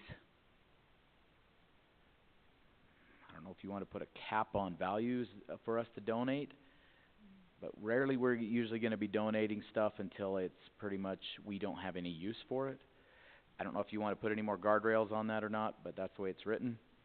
And recycling, scrapping, or other lawful disposal of salvage valued property. I fixed that sentence. So if it's salvage valued, we can just take it and recycle it, scrap it, or throw it away. Anything other that's lawful. Okay, so that's personal property, those are disposal methods. If you're not comfortable with any of those methods, now we're not talking about the amounts, we're talking about how we go about it. If it's above 5,000, you're gonna be involved in all cases. Below 5,000, one of those things could happen. You'll notice that there is not an item on there that says we have a special deal for employees to buy stuff. It's nowhere in this document. And historically, that has been done at some entities. And I don't know if Addie wants to weigh in on this, but there's been things then when somebody has carried that's been their service weapon for 5 years and we get new service weapons, we've offered that to the employee who carried it at a certain rate. Some people would say that's unfair. Everybody else should have a chance to buy that if we're going to make it available to employees. And sometimes the public says, wait a minute, why do employees get that? I want to be able to buy that for that thing. So there's nothing in this section that allows us to sell something to employees at a certain rate. Maybe Addie has a feeling about this. I haven't even talked to him about it.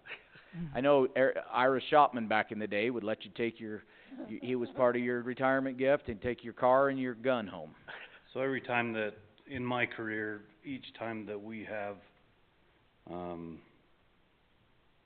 with our service revolvers, with our service firearms, just our handguns, they get updated every so many years because of the rounds that are shot through them, the wear and tear on them, new advances, sights, things like that.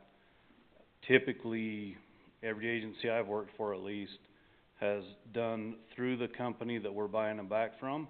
We trade those in. They give us a price that they're buying each unit back for, and then they offer through them or through us, however it's worded, that's offered to the officer that carried that weapon, if they want to buy their weapon back or not. So in that case, we're doing a trade-in. Technically, the ownership goes back to the company. They give us the credit on it. The city and they do all the paperwork as well. And then the employee follows all the paperwork and buys it. That's different. That's a loophole, and I think that would probably still be allowed with the way this is written. But this isn't us selling it to the employee. It's us trading them in, and then them offering it to law enforcement. Do they offer it to anybody that's in law enforcement? In law enforcement. They don't last long, but they have, like Salt Lake Wholesale, who we buy from. Yep. They'll have law enforcement buybacks every now and then. Part of that is in the selling of guns. You guys are already, whatever. Right, and all they handle all the paperwork. It goes through their office. You guys have to do background check when you buy a gun as a law enforcement officer? If we don't have a concealed permit, yes. Oh, really? Mm-hmm. Just a question, and it's just curiosity. Yeah. Do they all have the same type of revolver? So I misspoke when I said revolver. They're not no. Or gun, whatever? No, different agencies carry different things, but all of our guys, yes, we all carry a uniform, the exact same in our duty belt. In budget season, you're gonna learn more about this. Right. Ours are at the end of life. Right. Oh, I think our brains just all went to, wait, they're carrying revolvers. Right. I knew they didn't carry That's- revolvers. Well, look who's talking. I've been up for a minute. Come on. Another thing that's sometimes done, so we do have a retirement gift, there's a certain amount in Right. our policy. That's Does our pretty policy typical, too. have anything about the service weapon on retirement? Not that I know of, but that's pretty standard as well. Yeah, if you retire while working for us, like retire, Retire, not not you just leave and go to the sheriff's Right. department, you retire with URS, then typically that's the thing that's done, is their service weapon is awarded to them. So anyways, And that would probably have something to do with this policy more than us buying our service weapon back from the dealer that. Yeah. But I mean, basically in the is- past, there's been, at some agencies, I will not say the agencies, they'll allow them to buy the truck back Right. at a discounted rate. And that's, now you're getting into some different territory. I don't know how I feel, I know how I feel about that. I don't feel comfortable with that, not unless it's available to everybody. Right. But a service weapon, which by definition, if you guys are shooting the amount of rounds that you're supposed to be, I mean, it's got some serious wear and tear on it. Right. That's why we swap them out. Sure, for sure. So just to clarify, did we have previous policy on employees having something? Or was that just something that was Not just that I practice, can but not see. policy? I think it was a practice and an unwritten policy, but not in our, certainly wasn't in our code. Okay. So we could add an item there that says service weapon upon retirement is an exception and can be given as a gift or something like that. Gifts approved by council to employees upon retirement, and then have our policy define it or something like that. There's only certain, like the shotguns we carry when they get cycled out and new ones, which isn't near as often. Like those would be legal to do the same thing with. Our rifles are not legal to do that with, 'cause they're select fire. So you have to have a special license to have it. But the shotguns and the pistols would both fall under that. And typically, I mean, we've done that before. Cedar City's PD, in my experience, I bought one of my own But again, I think that shotguns. if it's a trade-in, I don't know as we need to put it in here. And as long as everybody's okay with that, them buying it from the company who gave us a trade-in, I don't know if it really needs to be discussed.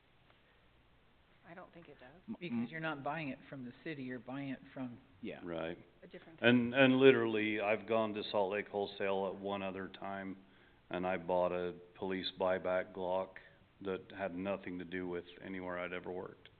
But they took it on the exact same kind of a trade-in from that city.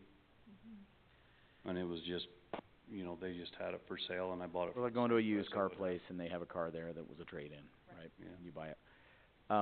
How do you feel about adding a clause in here that says, retirement gifts is allowable under the employee policy, and then let the employee policy, which you guys designate anyways? 'Cause I've always wished that when that's come up, that the disposal policy addressed it. Because I'm like, the disposal policy says we can't get rid of that personal property without following one of these things, and it's not addressed, yet is sometimes a written policy, sometimes an unwritten policy, and Is it a makes me gift or are they buying it? 'Cause then you lost me when you said gift. So, okay, so in one case we were talking about trade-ins, now Mhm. I'm talking about upon retirement. Okay. 'Cause there's a thing where it's like $100. Jeremy, do you know what it is? There's a certain amount in our policy that says upon retirement, as long as you've worked more than 10 years or something like that, it allows the city to buy a meaningful gift for the retiree, and I think it's $100, $150. But typically for law enforcement, they also give them their service weapon, and it's nowhere here. So I would like to put it in here to just say that whatever we have in our personnel policy for a gift upon retirement of a qualifying employee, that's also a thing, and then let the policy say what it is, and we can address that. We need to look at our personnel policy for a few things anyways. Okay. I don't know if everybody's okay with that, but I'm suggesting we look at it, or tell them no. But one way or the other, I think it ought to be addressed. Policy, yeah. I think it needs to be addressed. It does. Thank you for being here to explain that to us.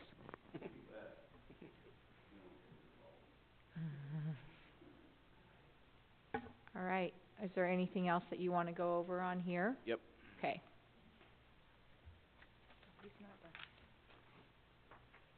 I think we're a little sharper tonight. I think we can make it through what you wanna talk about. I'm almost done. Okay. He's just adding. I don't even remember that meeting, but I'm sure it was a long one. It was You guys were like, you were done. Okay, that was how we dispose of policy.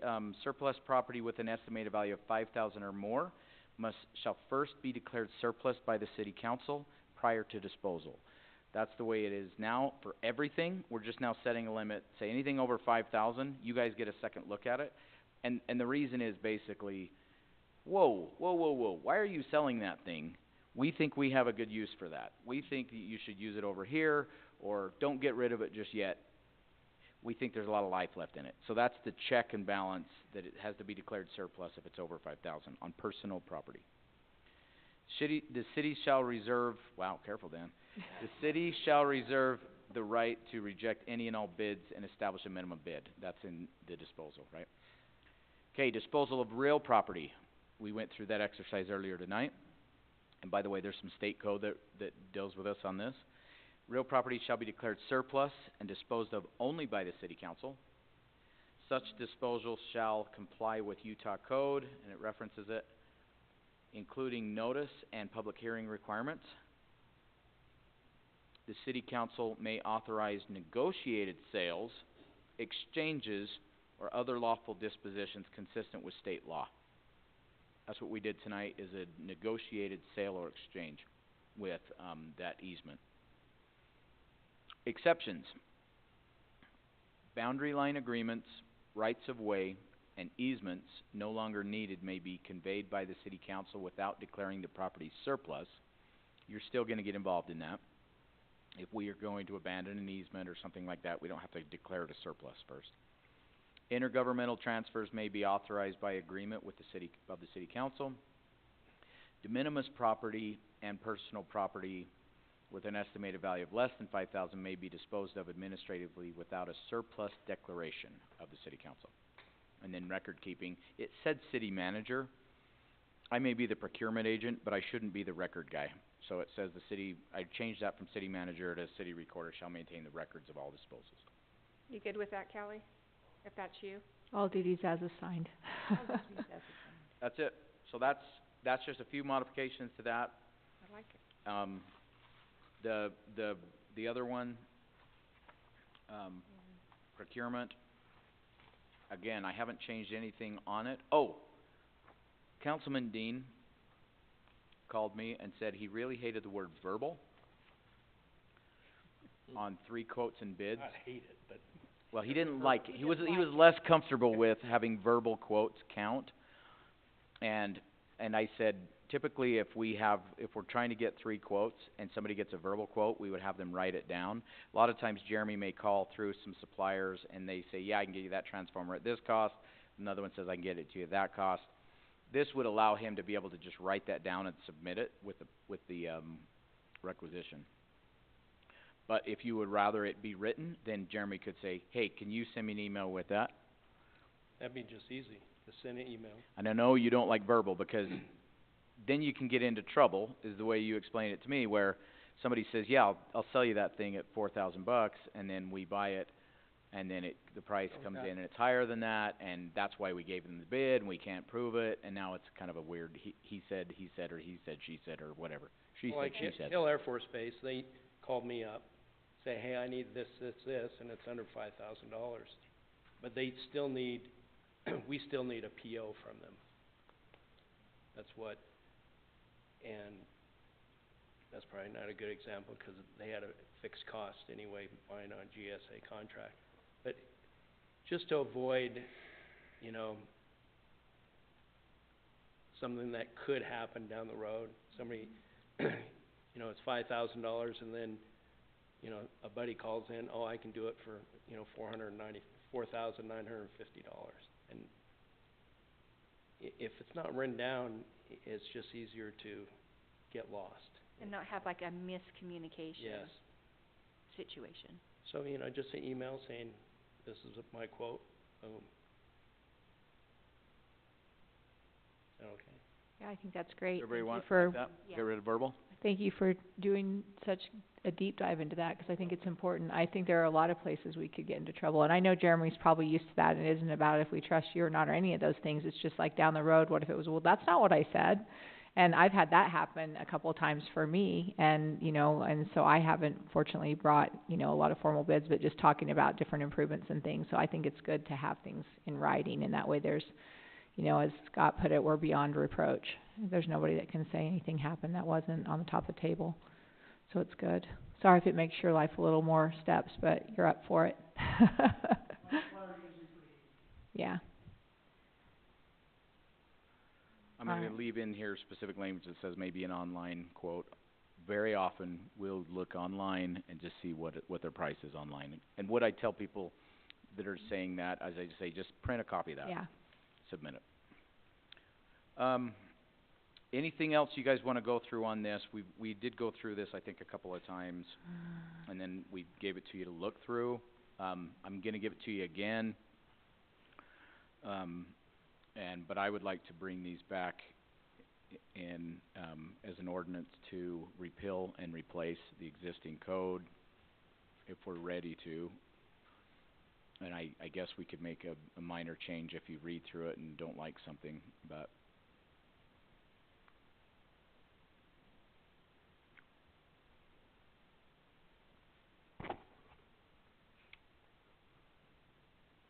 I had to remind the printer guys, Les Olson again, they couldn't give me jazz tickets.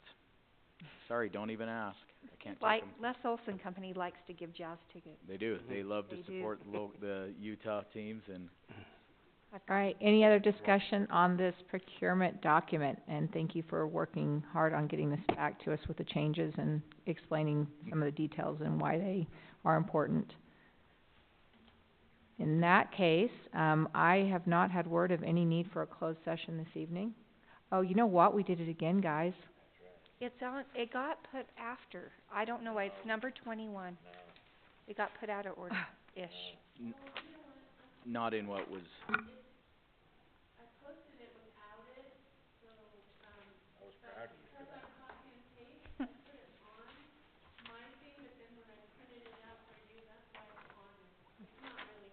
Oh, it's not really on there. Alright, in that case, we have one motion left to make this evening. I'll make a motion to adjourn. I'll second it. All those in favor? Aye. Aye. Any opposed? Alright, that motion carries. 7:26 PM. This is a record. Dave, loving it, aren't you?